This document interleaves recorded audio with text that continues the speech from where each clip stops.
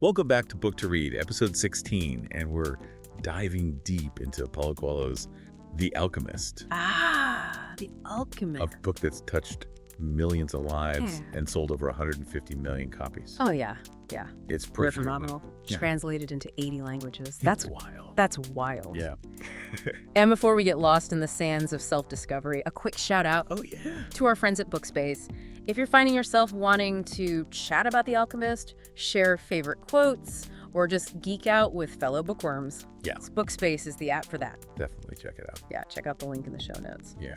All right, so back to The Alchemist. We've got excerpts from the book itself. Okay. Plus those little about the author and also by sections, which always give you a sneak peek into the author's world. Speaking of the author's world, Paulo Coelho's journey to success is fascinating. Oh, really? It's almost like a reflection of Santiago's journey in the book. Really? Tell me more. Yeah. So, The Alchemist wasn't an instant success. In fact, it was initially considered a flop. Oh, wow. Can you imagine that? The most translated book by a living author was almost lost to the world. I know. That's crazy. So how did it... It's amazing, right? Yeah, so how did it go from almost failure to this global phenomenon? Well, Coelho, like Santiago, he had to overcome setbacks and embrace the unknown.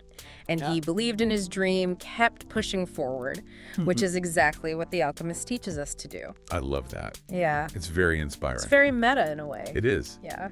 All right, let's meet our main character, Santiago. Okay. He's a shepherd from Andalusia, a region in Spain known for its stunning landscapes. Yeah. And he's got this wanderlust that just won't quit. Yeah, like a lot of us. Yeah. Yeah. Exactly. That travel bug. Yeah, it hits you. Yeah. So he's content with his life, tending his sheep, but there's this nagging feeling that there's something more out there waiting for him. It's like a seed of curiosity that's starting to sprout. Right. And then comes the dream. Ooh. This recurring dream about finding treasure at the Egyptian pyramids. Yes. It feels so real, so vivid. I can only imagine how captivating that would be. Definitely. Right. Yeah, I mean, just imagine, having that. Having those dreams. Yeah. Recurring. And then he meets an old woman who interprets dreams. Yeah. And she tells him straight up, you must go to the pyramids in Egypt. There you will find a treasure that will make you a rich man. Right. To the point. No messing around. Yeah, no messing around. I might be a bit skeptical. Yeah. But Santiago decides to take a leap of faith. He's choosing to listen to his intuition, that inner voice, telling him to step outside of his comfort zone. Absolutely. And this decision leads him to a chance encounter with one of the most intriguing characters in the book, Melchizedek, the king of Salem. Mysterious figure. Yes.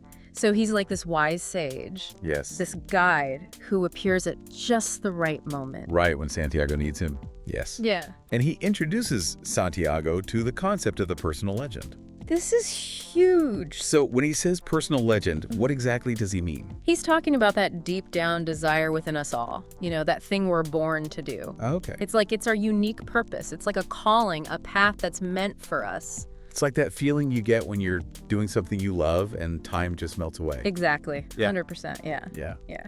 But Melchizedek warns Santiago that there are forces that try to keep us from realizing our personal legends. Things like fear, doubt, the opinions of others. Oh, yeah. Those pesky inner critics. Yes. Yeah. And he even tells a story about a baker who always dreamt of traveling but put it off until he was too old to fully enjoy it. No, that's sad. It's a cautionary tale, urging us not to let life pass us by without pursuing those things that truly matter to us. Yeah. And then he drops that line that's become a mantra for so many. When you want something, all the universe conspires in helping you to achieve it. Chills. Every time. Every time, right. But, as Santiago is about to discover, the universe has its own way of helping, and it's not always easy or straightforward. You got that right.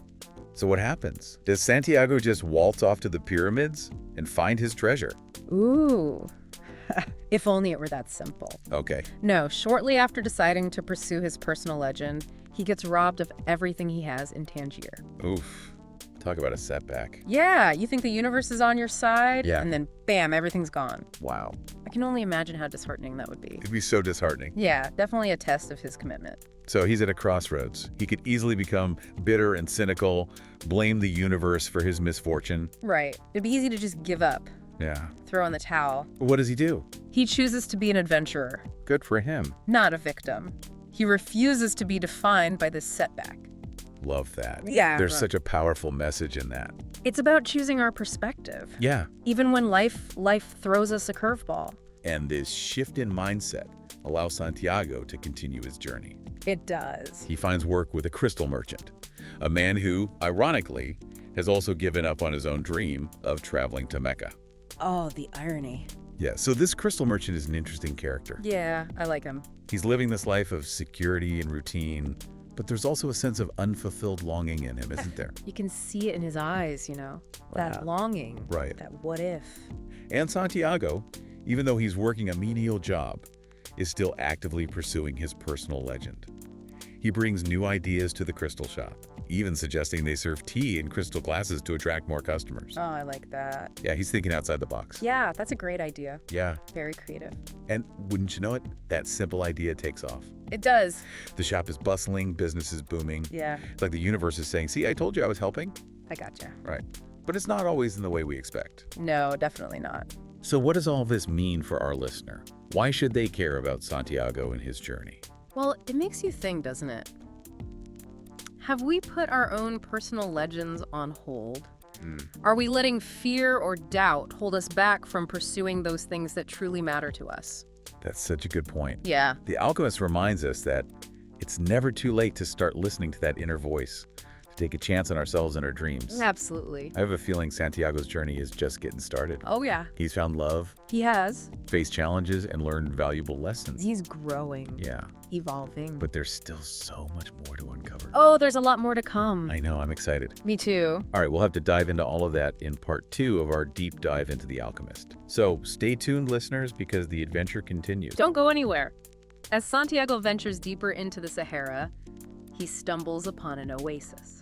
Yeah, it's not just a watering hole, though, right? No, it's this bustling hub of activity, a vibrant mix of cultures and commerce. Yeah, Coelho describes it as this sprawling place with thousands of bait palms and hundreds of wells and tents stretching as far as the eye can see. Yeah, it's where travelers from all corners of the world converge. And it's here that Santiago encounters a love that will challenge his commitment to his personal legend, He does. Fatima. Yes, Fatima. She's not just a pretty face in the desert. Not at all. She seems like she has a lot of depth. Yeah, Coelho portrays her as this captivating woman of the desert, and she understands the language of the world. Okay, Their connection is instant and profound. it sounds pretty intense. Oh, yeah. What happens? He even writes, what the boy felt at that moment was that he was in the presence of the only woman in his life, and that with no need for words, she recognized the same thing. Wow, that's intense. Yeah. So this isn't your typical love story. No, it's not your average love story. Like, they both seem to understand that their paths might diverge. They do, yeah. And Fatima, being a woman of the desert, she encourages Santiago to continue his journey. She says, if you have to wait until the war is over, then wait. But if you have to go before then, go on in pursuit of your dream. That's pretty remarkable. Yeah. She understands that holding him back would go against the very nature of their love. Most people would be clinging to their loved ones, Yeah, a lot of us would. begging them to stay. Yeah. But Fatima understands that true love supports growth, even if it means letting go. It's a beautiful thing. It is. So what does Santiago do? Does he listen to his heart or to the call of his personal legend? That's the question, isn't it? Yeah. He's torn, of course. Yeah, I bet. He's deeply in love with Fatima, but also feels the pull of his destiny. Yeah. It's a classic dilemma. Love versus destiny. It is a classic dilemma, and this is where the alchemist enters the scene. Nice. Finally, we get to meet this mentor This mysterious mentor. that everyone keeps talking about. He's been expecting Santiago, guided by omens and the subtle signs of the universe, Okay. and he's not afraid to give Santiago some tough love. Oh, really? He tells him straight up, love never keeps a man from pursuing his personal legend. If he abandons that pursuit, it's because it wasn't true love. The love that speaks the language of the world. So he's saying that true love wouldn't stand in the way of someone's destiny. If it does, then it's not the real deal. That's one way to look at it, yeah. The Alchemist believes that true love supports growth and evolution. Okay. It doesn't hold you back from becoming who you're meant to be. That's a powerful message. Mm-hmm. So Fatima understands this, right? She does. She seems to be on the same wavelength as the Alchemist. Yeah, she seems to get it. Yeah. She reassures Santiago, saying, "The dunes are changed by the wind, but the desert never changes. That's the way it will be with our love for each other." It's beautiful imagery. It is. Their love is like the desert, Yeah. enduring, vast, and unchangeable despite the shifting sands of time and circumstance. But before Santiago can even think about continuing his journey, there's a bit of a crisis brewing at the oasis. Oh, yeah. Trouble in paradise. Yeah, there's trouble in paradise. What's going on? Santiago has a vision of an impending attack. Uh-oh. He sees it clearly, like a premonition. Does he tell anyone? He does. Yeah. He shares his vision with the tribal leaders, but they're not exactly quick to believe him. Of course not. They're bound by tradition, Right. which dictates that oases are neutral territory. Interesting. But the Alchemist, who's also an advisor to the chieftains, he reminds them. Okay. The tradition also says that we should believe the messages of the desert. Everything we know was taught to us by the desert. Is that a point? So they take precautions. But they also put Santiago in a rather precarious position. What do you mean?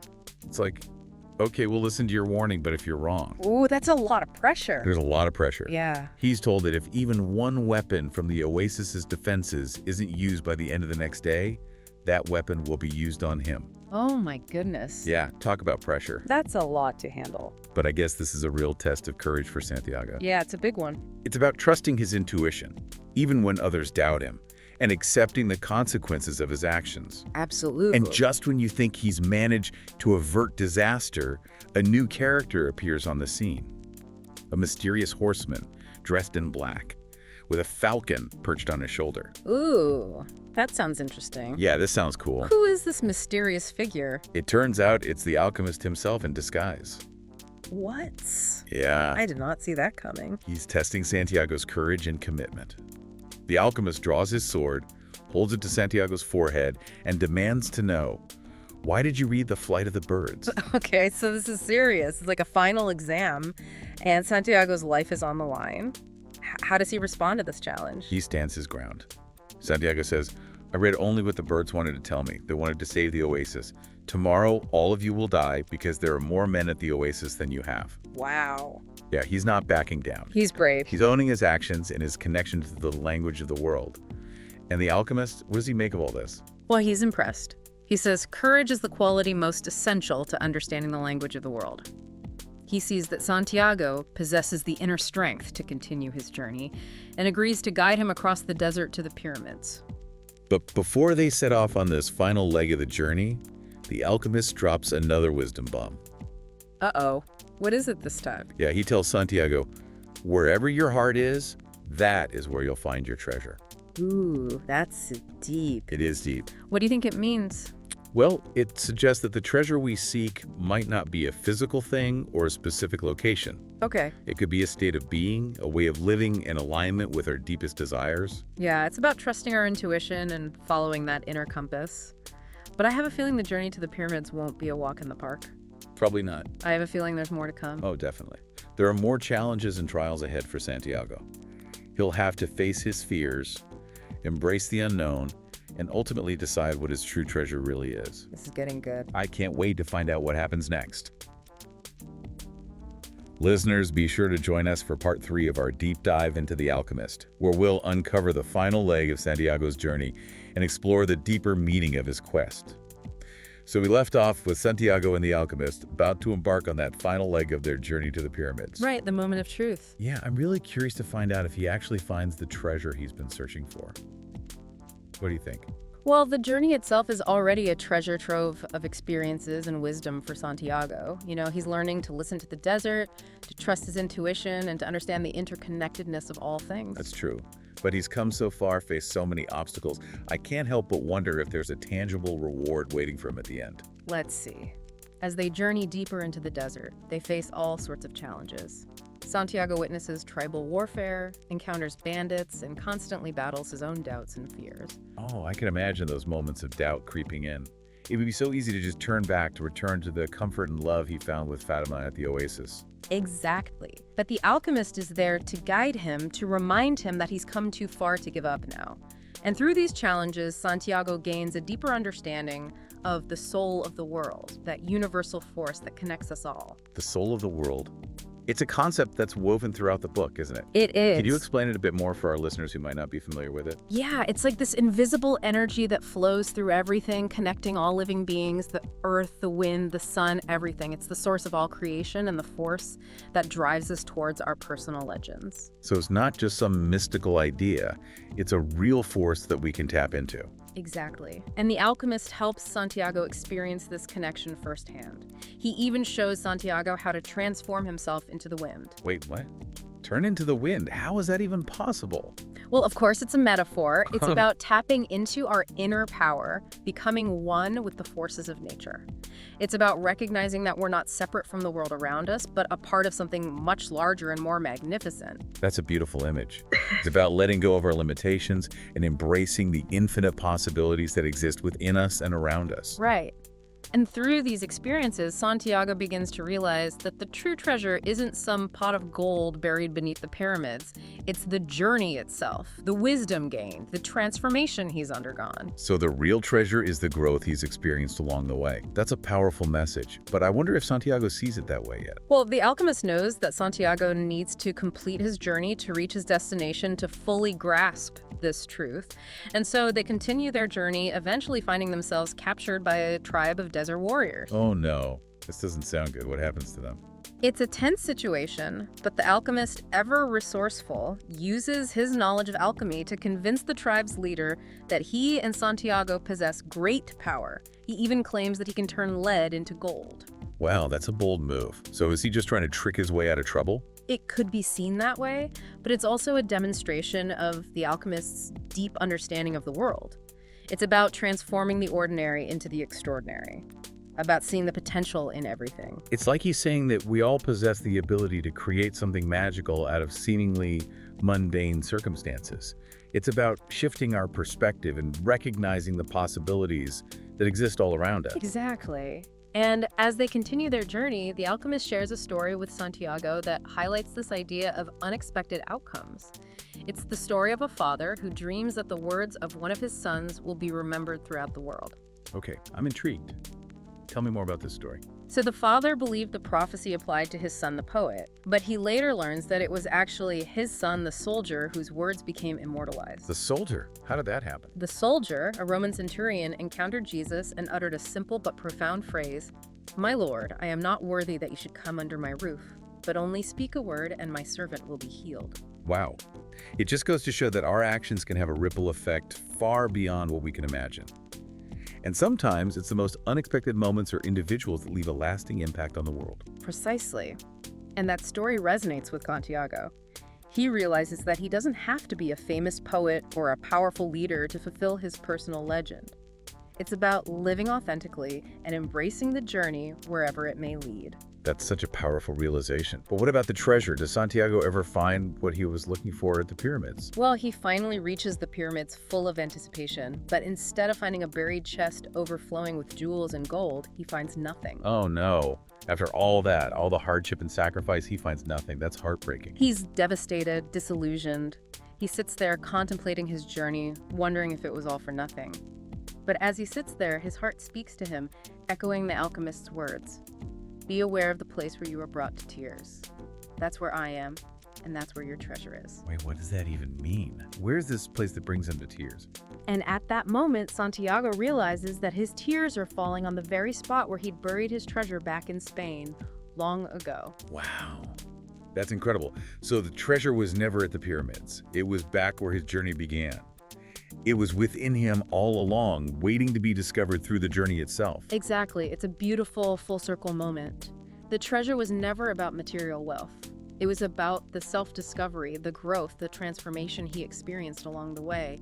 And it was only through the journey, through facing his fears and following his heart, that he could fully understand this truth. That's such a powerful ending. So what can our listener take away from The Alchemist? What's the message that resonates most deeply with you? For me, it's about the transformative power of following our dreams. It's about recognizing that the journey is as important as the destination, and that the real treasure lies in becoming the best versions of ourselves. I love that. It's a reminder that the treasures we seek might be closer than we think.